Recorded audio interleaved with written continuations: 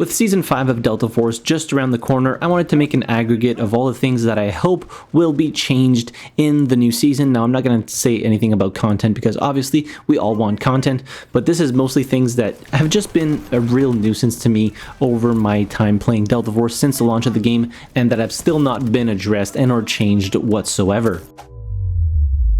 So in no particular order here, starting off with footstep audio. I don't know if I'm the only one, if I'm just absolutely crazy, but it feels like footstep audio sometimes just gets completely cut out. I don't know if it's because there's too many sounds happening at any given time and the bandwidth is maxed out or something. I know this was a problem in Apex where some footstep audio would just cut out completely because there was too many other sounds happening at any given time.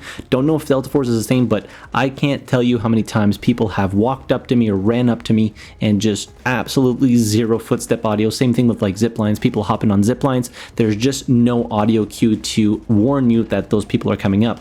So definitely I would love for them to look into footstep audio a little bit more and really figure out why those audio cues are just being cut out completely. On the topic of sound, I'd love to have an option to remove or reduce the volume of extra non-essential audio cues. So here I'm talking specifically of like a team just took a flag. There's like this audio cue that's like that's just really loud and obnoxious. You have a bunch of these throughout a game of Delta Force that are just really annoying and make you lose focus or just not pay attention to other audio cues that are more important to your overall gameplay experience. And it's not just when an enemy team takes a flag or your team takes a flag. When a high value target gets marked, it plays an audio cue. You have all these different audio cues that are just not necessary to the gameplay experience, and I'd love to have a way to turn those off, much in the same sense that you can turn off the voice announcer that is just incredibly annoying.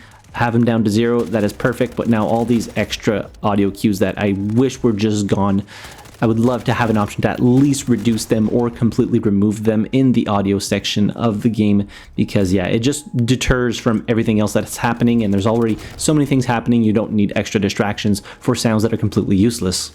Next, better anti-air weaponry. So currently the options that you have to take care of air vehicles are the stationary AA, the actual mobile AA, the Stinger, and if you're lucky enough to have a recon kind of laze enemy helicopters, you could use the AT-4 and the Javelin, allowing you to lock on a lot quicker. You also get the last seat in the tank destroyer that you can use to take out choppers, but you know, all of these things, all these weaponries and stuff like that for anti-air measures are just honestly not great, especially the lock-ons. Like, you have to be basically at 300 meters or less. I think the Stinger might go up to 350, but it's so easy for a helicopter to just fly out of range while they're being locked on by a Stinger, making the Stinger basically worthless. I can't even tell you when's the last time I actually saw an engineer run a Stinger, just because of how bad they are. And I just wish there was more ways for infantry players to deal with enemy helicopters when potentially the AA is not doing their job appropriately, or you know, people that are on the stationary AAs, and they're few and far between by the way, are also not doing their job or not focusing on helicopters, or maybe the anti-airs got destroyed or something. Just another way for infantry players to be able to deal with helicopters really effectively, because that's pretty much like the big problem here, is there's no effective way for infantry players to deal with helicopters except like the stationary AA. But then again, if you're coming up against a really good helicopter pilot, chances are you're probably not going to be able to take them down with that either. So just balancing it out, because it feels really bad to play infantry or even vehicles and just have helicopters dominate the entire game the whole time and not being able to do much about it. On the topic of air vehicles, something that just really annoys me is the fact that helicopter pilots can just basically run into a bunch of objects, buildings, fly the chopper right into the ground, and just take off as if nothing had happened. So there's something that seems to be missing with the crash physics for helicopters that doesn't deal enough damage when you're actually running into something, and it's dumb. It's really dumb. There should be a penalty, a really heavy penalty, which results in the helicopter being destroyed if you crash it into the ground or crash it into a building or the windmill on trench lines or something like that. But currently, like, you can see choppers just bouncing all over the place from object to ground to object to building, and then take off right away after that. It just really annoys me that there's nothing in place for them to just get destroyed if they hit a building at like 300 kilometers an hour. Next, and I've spoken about this ad nauseum, UI and UX customization. Please, for the love of God, can we have something that allows us to play with our in-game HUD? At any given point, if you look in the general direction of the objective while you're playing Delta Force, there's going to be so many icons all over the place. It sometimes makes it very difficult to actually pinpoint and see enemies amongst all the clutter in your HUD, and I absolutely hate it. I would love to be able to turn off a lot of this stuff or make it so when I'm ADSing all of it disappears or something like that. I really don't know what the solution is here, but it needs to be toned down. And all these things that appear when a team captures a flag and shit like that, I don't need it to take up like a quarter of my screen horizontally. Please just let me play with all of these different icons that are displayed in the HUD. And speaking on HUD and UI customization and UX customization, it would be nice to be able to zoom into the map when you're about to deploy, when like there's so many things stacked up on one another. Like let's say there's a friendly on the flag and you want to spawn on the flag, or you want to spawn on a vehicle or a spawn beacon, but there's all these things just piled up on each other. You can't accurately pick which place you want to spawn on, and it drives me absolutely insane. It's such an easy fix to have a zoom on the actual deploy screen map. On the topic of maps, they really need to adjust the playable areas in a lot of the maps to prevent vehicles from just sitting in the uncaps and basically dominating the entire game without anybody being able to do much about it. I'm speaking specifically about like Cracked, Ascension, where you have hills on either side and a tank can just sit on there, and as soon as they take a rocket, they just back up, repair the tank, drive up again, and keep just murdering the whole map. It just makes for very boring gameplay in my opinion, and it feels really bad to be on the receiving end of it and not being able to do much about it because they're in that uncapped area. And if you have a helicopter pilot that unfortunately can't take care of those vehicles, that player is just going to stay there the whole map. Same thing with like the AA on Cracked. If you're spawning on the A side, A flag side, it's really dumb that an AA can just sit up there and basically have free reign over the entire map. And considering how arguably accurate the AA weapon is to take out infantry, yeah, all these little things, they need to be fixed, and the playable area needs to be adjusted, or something needs to be done to prevent vehicle players from just sitting on those ridges.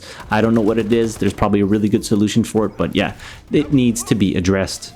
Next is talking about squads and squad leaders. So currently there is a squad system. It's not very fleshed out. You can't actually pick which squad you want to be in. So if you're stuck with players that are maybe not playing the playstyle that you like to play, so maybe you have snipers that are just sitting in the uncapped trying to get headshots on enemies, cool, good for them, but it doesn't really help you as an individual player because then you don't have any forward spawns. There's not going to be any spawn beacons in the actual playable area where you'd want to be, the cap flags. So allowing you to switch squads would be really nice. And then on top of that, also have a squad leader that can give orders that rewards the entirety of the squad for following said orders. Right now you can ping a flag, but anybody on the actual squad can do it, and it doesn't give you any incentive to actually follow orders because there isn't really any orders. So they kind of have like a half-ass squad system right now. It'd be nice for them to just flesh it out a little bit more, add a little bit more to it, and really encourage players to play as a team and as a unit, a cohesive unit, to attain the objective of eventually winning a game.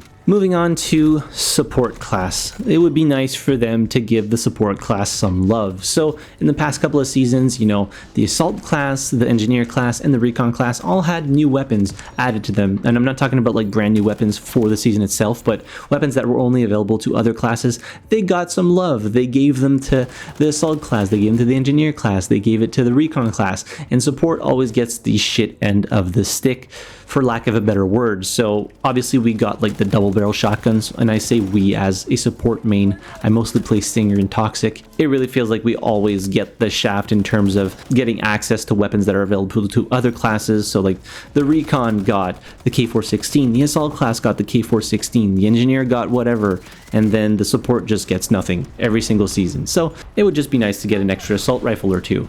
And last but certainly not least, I'm sure most of you are aware, they did an announcement like a couple of days ago that anybody modifying the .ini files for Delta Force would maybe result in a ban. So a lot of the people were using ini file modifications to like remove trees and foliage, which I'm not down with, and it's surprising that you can even modify the ini files to remove that stuff. But this being said, there is one thing that I like about modifying the ini files, and it's enabling raw mouse input, which is something that's just not available in the game options right now. And considering that they said any modification to the ini files could result in a ban, they just need to make this option available in the game itself to enable raw mouse input. And any first-person shooter worth its weight in salt knows that having that option is just necessary to be competitive. Not everybody wants mouse acceleration on or mouth smoothing, which just makes the mouse feel absolutely horrendous when you're trying to aim. So that's my own personal wish list for Season 5 of Delta Force. Obviously, you guys probably have more stuff that you'd like to see changed, added, modified, rebalanced. So let me know all that in the comment section down below. I love starting discussions like this with all of you.